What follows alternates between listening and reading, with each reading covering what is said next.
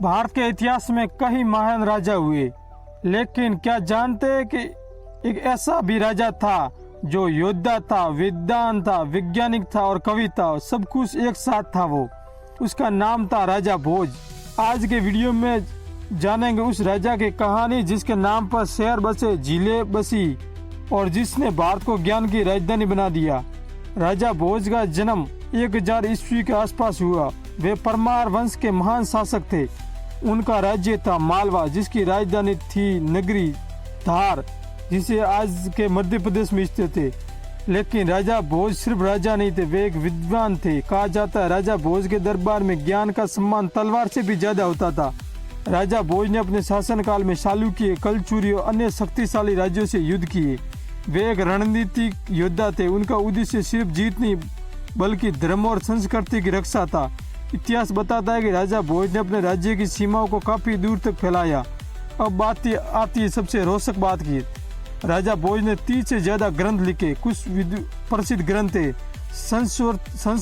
संस्कृति कंठाभरणम, जो संस्कृत का व्याकरण था, सम्रागण सूत्रधार, जो वास्तु और इंजीनियरिंग के बारे में था, राजमात्रण, जो योग और दर्शन के बारे में था।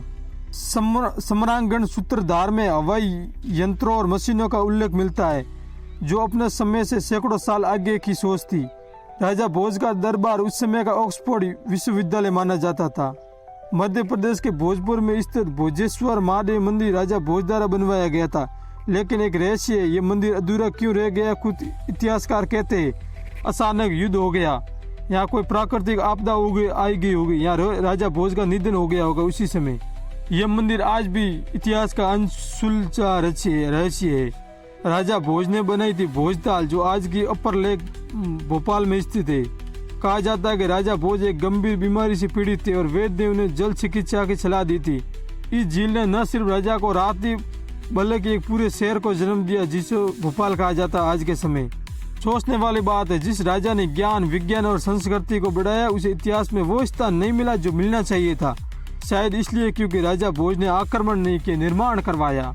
राजा भोज एक राजा नहीं थे, वे भारत की बौद्धिक आत्मा थे। अगर आपको ऐसे भूलरे बिसरे महान भारतीय राजाओं की कहानियां जानिए तो वीडियो को लाइक करें, चैनल को सब्सक्राइब करें और कमेंट में लिखिए राजा भोज अमर रहे। जय सनातन, जय हिंदू।